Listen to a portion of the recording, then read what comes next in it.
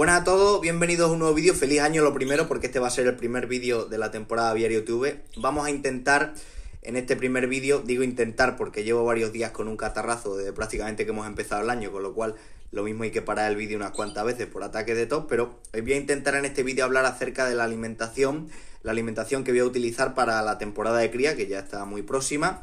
Y seguramente hagamos un vídeo aparte hablando del tema de los suplementos, que siempre es un poquito más polémico y un poquito más conflictivo. Por eso hoy quiero hablar de todos los productos que voy a utilizar en cuanto a la alimentación básica de mis pájaros, como digo, para la temporada de cría. Y luego ya en próximos vídeos pues hablaremos un poco qué protocolos tengo pensado realizar, qué posibles suplementos puedo utilizar, etcétera, etcétera. Así que, si os parece la idea, vamos con ello. Bueno, yo lo que suelo hacer normalmente, al igual que hacen muchos criadores, es comprar todos los productos o todos los materiales que necesito con un cierto margen de tiempo antes de la temporada de cría. Con la idea sobre todo de no hacer cambios durante el periodo de cría que puedan alterar un poco, sobre todo en el tema de alimentación. Entonces, de lo que voy a hablar en este vídeo, pues son de los productos que voy a utilizar. Me hago un poco también una idea, por ejemplo, a finales de año, coincidiendo a lo mejor con los grandes concursos, que siempre los visitas, siempre ves alguna novedad en los distintos stands y demás, pues me hago una idea de qué productos voy a utilizar. Por ejemplo, los productos que me han ido bien, ver también algunas novedades que han salido en el mercado o productos que aunque ya no sean novedad yo no los he utilizado, con la idea de mejorar algunas cosas, de innovar, de buscar alguna comodidad, que como digo es lo que hacemos prácticamente todos los criadores. Entonces, con esta idea me hago un poco una lista, compro algunos productos en tiendas de proximidad, todos los que puedo, y luego también pues otras cosas así más novedosas y tal las compro a través de online. Entonces, de lo que voy a hablar en este vídeo, comentar un poquito qué voy a necesitar desde lo más básico hasta lo, digamos, un poquito más diferente. Bueno, entonces, primeramente, si tenemos que hablar de alimentación de nuestros pájaros, lo primero es hablar de los alimentos básicos, los que serían, digamos, imprescindibles para tener a nuestros pájaros con salud, que en este caso, pues estamos hablando del uso de semillas o mixturas y también del agua de bebida, que ahora comentamos algunos aspectos, como siempre es necesario y fundamental. Con el tema de las semillas como alimentación básica, ya sabéis que siempre está el debate, que a mí a día de hoy me parece un debate bastante estéril, entre los partidarios de utilizar semillas, utilizar mixturas de semillas, o los partidarios de utilizar pienso. Visteis hace poco seguramente que en el canal hicimos una encuesta comentando a algunos criadores que preferían utilizar como alimentación básica, si semillas o pienso. Hablaremos de ello en el próximo podcast que haremos a final de año, pues comentaremos un poco cuáles han sido los resultados de la encuesta. Pero al final lo que hay que tener claro con todos estos debates es que no se trata de que un producto sea mejor que otro, es decir, no se trata de que aquí estemos diciendo que las semillas sean mejores porque yo las utilice o porque el pienso sea mejor, sino que tenemos que ver lo que es mejor respecto a nosotros, es decir, primero respecto a las características de nuestro criadero y segundo respecto a las características de nosotros como criadores, porque prefiramos por comodidad, porque tengamos más margen económico, porque queramos variar un poco más la alimentación o tal. Entonces, con todo ese totum revolutum, lo que tenemos que tomar la decisión si en nuestro criadero va mejor semillas que pienso, que es lo que realmente debatimos. Entonces, yo, por ejemplo, siempre he utilizado semillas en la dieta de mis pájaros, nunca he utilizado el pienso.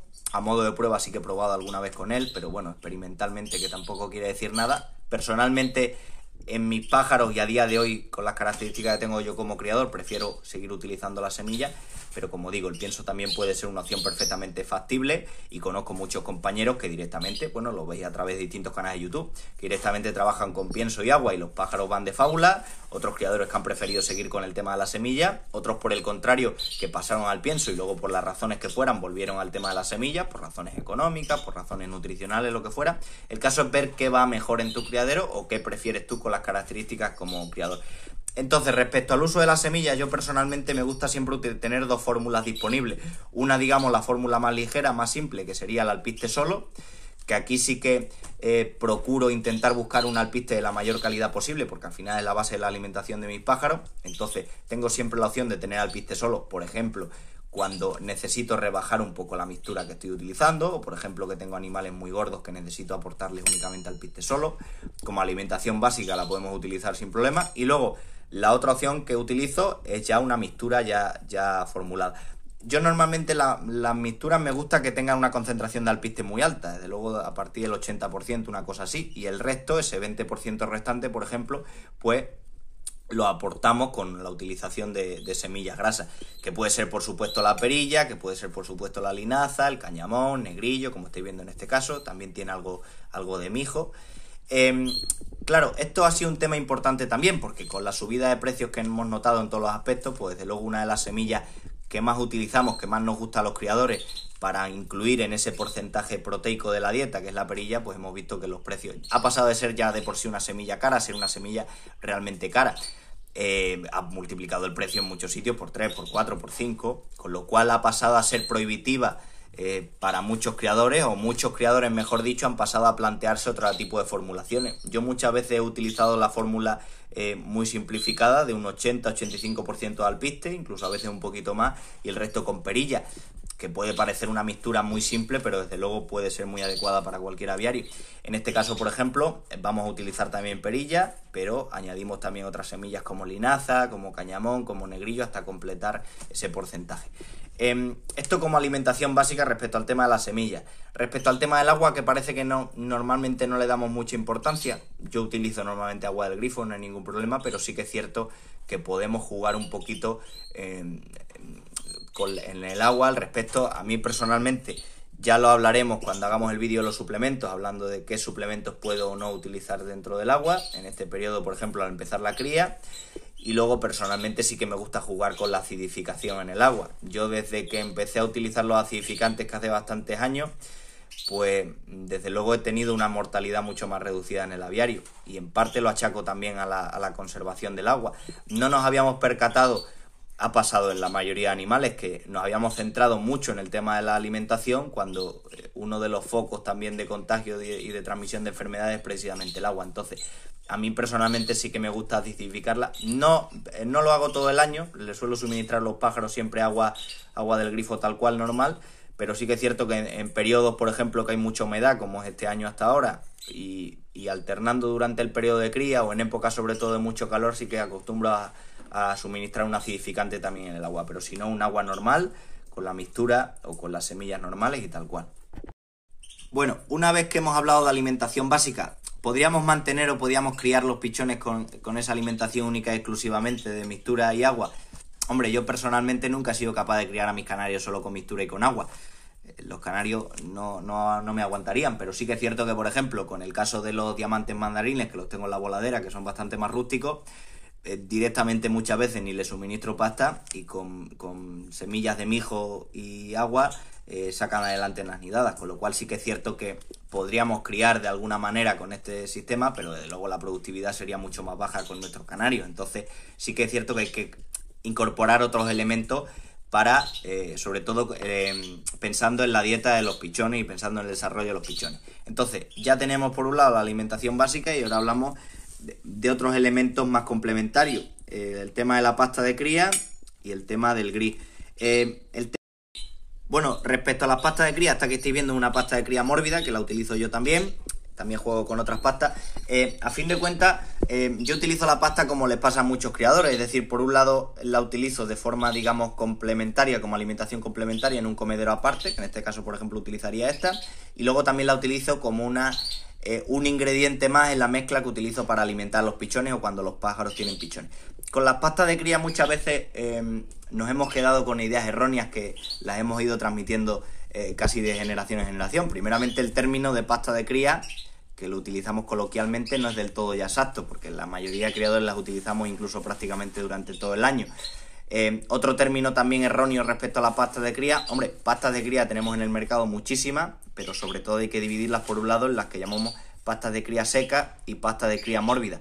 La mórbida muchas veces la simplificamos y la llamamos pasta húmeda, porque es una pasta que tiene un aspecto, sí, con más sensación de humedad, pero básicamente la gran diferencia entre ellas es el porcentaje de grasa. La pasta mórbida es una pasta que tiene mucho más porcentaje de grasa, eso hace que también sea más palatable, que dé más gusto a los pájaros, que tengan más apetencia por ella. Por eso muchas veces cuando un criador tiene dudas, lo más preferible es directamente utilizar una pasta mórbida, porque a fin de cuentas es una pasta que normalmente se van a comer los pájaros mejor, y sobre todo, por ejemplo, en el periodo de muda, que nos interesa también esos aceites para de cara a la pigmentación y demás, pues es la pasta más versátil posiblemente. Pero sí que es cierto que si nos centramos mucho en el tema de pasta mórbida, pues también nos vamos a olvidar de otras ventajas que tiene, por ejemplo, la pasta seca.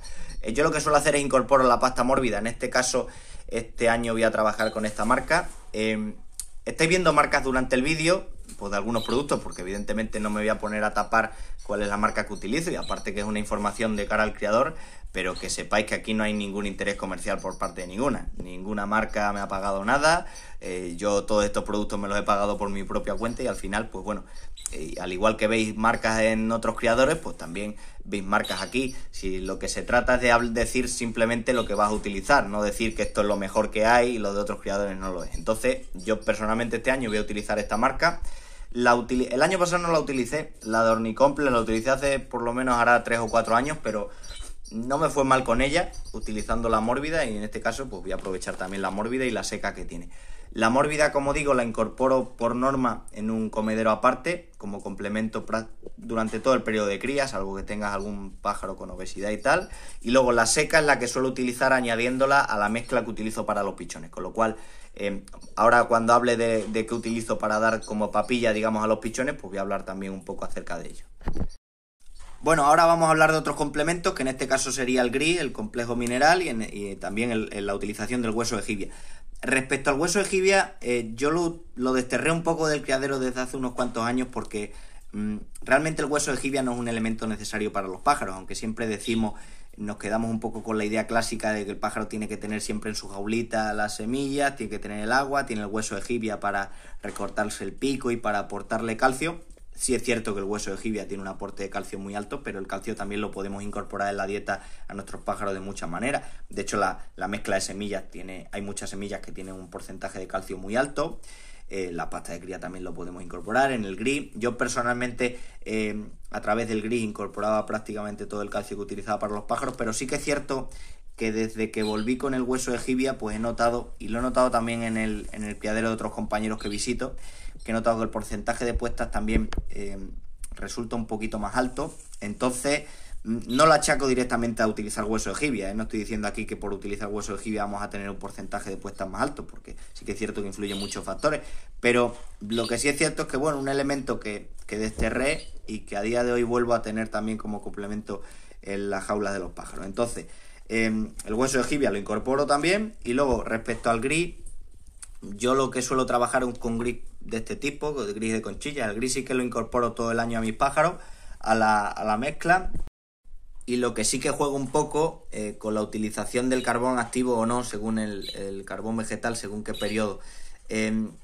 Al final, ahora que estamos hablando, ya habéis visto que uno de los productos que se me han puesto más de moda en esta futura cría, que lo van a utilizar muchos criadores, que es el micotox, como un capturador de toxinas y demás. Pues bueno, ese carbón vegetal, que en su día también fue muy de moda, también puede influir en este aspecto.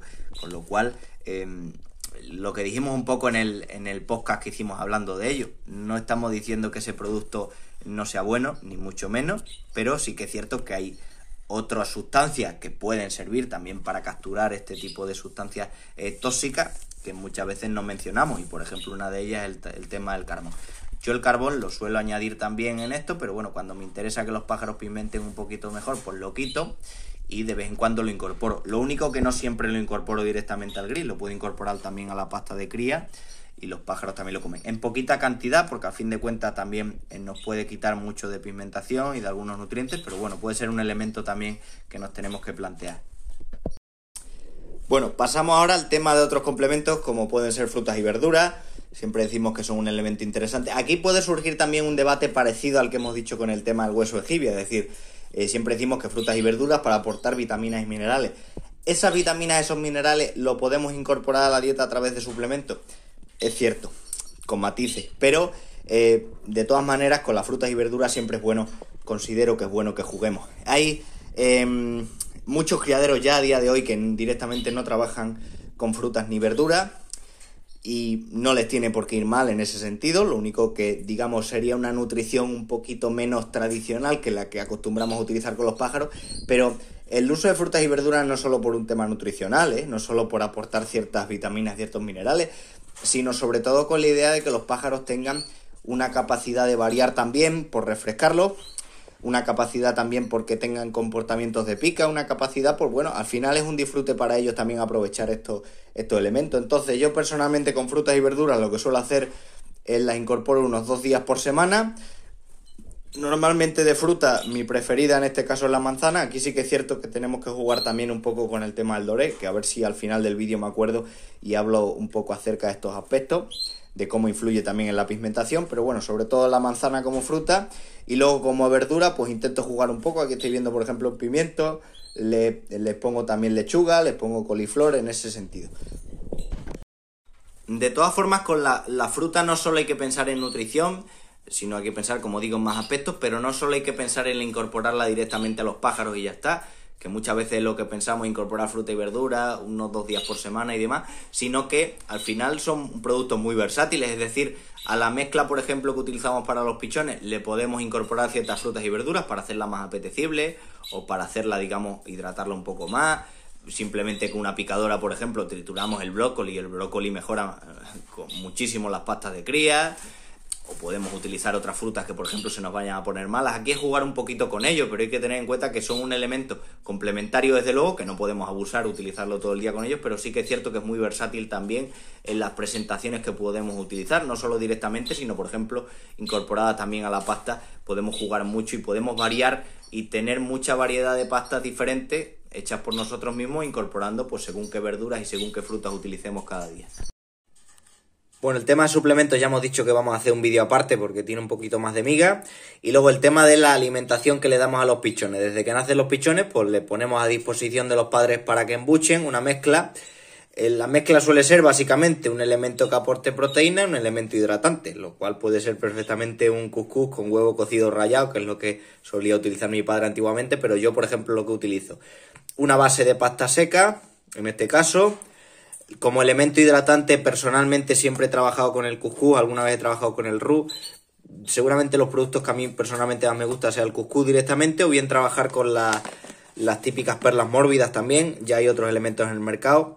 Perla mórbida suelo preferir en este caso, por las características de mis pájaros, la perla blanca. Alguna vez le he incorporado un poquito de perla mórbida verde. No solo porque tiene un aporte de hidratación muy bueno, sino que también que tiene un cierto aporte de nutrientes. Juegas un poco con esas dos cosas. Y luego, por complementarlo y por hacerla un poco más apetitosa, pues juego con semillas. Yo normalmente a esta mezcla le solía incorporar... nunca he trabajado con semillas germinadas y personalmente a día de hoy, por el tiempo que tengo disponible y por la gestión que hago de mis pájaros, no me resulta práctico. Al final, hacer tus propias semillas germinadas, ya sabéis que es una opción muy buena de incorporar para alimentar a los pájaros, pero sí que es cierto que si vamos a hacer las semillas mal, podemos provocar más cosas negativas que positivas. Entonces, hay una opción que tenemos a día de hoy en el mercado desde hace bastantes años, pero no era tan frecuente antes, que es utilizar, por ejemplo, este tipo de semillas pregerminadas, por así decirlo, que es lo que yo personalmente voy a añadir este año como novedad. Normalmente yo lo que hacía directamente les ponía, por ejemplo, a la mezcla que hacía unas semillas de negrillo, unas de cañamón, algo de perilla, para que tuvieran un poquito más de variedad y es lo que comían. Pero en este caso, pues voy a utilizar estas semillas que ya vienen, digamos, previo germinado, y las podemos utilizar de dos maneras, o bien directamente puestas en seco, por así decirlo, mezclándole, o bien remojadas durante unas horas en agua para que absorban un poquito más de humedad y sean más apetitosas en ese sentido. Personalmente me parece una buena idea, me lo planteé también el año pasado, pero al final no las utilicé y este año pues va a ser la novedad que incorpore también en la mezcla para los pichones en este caso. Bueno, ya para ir terminando el vídeo, otro aspecto más, ya que hemos estado hablando de alimentación, pues siempre todo lo que gira alrededor de la alimentación hablamos del tema del doré. Mis pájaros, que en este caso son canarios amarillo mosaico, pues son pájaros que les afecta el doré en el sentido de que pueden acumular pigmentaciones anómalas en alas y demás. Lógicamente con el doré tenemos que controlar las verduras, por ejemplo, que le suministramos. Siempre tenemos un poco en tela de juicio pues al brócoli, la zanahoria, las sustancias que aporten mucho caroteno. También es cierto que muchas semillas nos van a aportar un poquito de doré, pero al final lo que hay que tener en cuenta con esto, o por ejemplo esta perla, que no sería, digamos, la más adecuada para ellos si estamos hablando de prevenir el doré, pero al final la base absolutamente, por mucho que haya que controlar la alimentación, la base es la genética. Yo, por ejemplo, en mi caso con los marfiles, incluso con una alimentación bastante inadecuada, pueden pasar perfectamente la muda sin tener prácticamente ninguna pigmentación y las alas completamente blancas. Sin embargo, con los amarillos mosaico clásicos, pues sí que es cierto que si les das con una alimentación un poco inadecuada se va a notar mucho. Así que partiendo de una genética buena, pues sí que es cierto que la alimentación hay que controlarlo, pero también tampoco sin obsesionarse.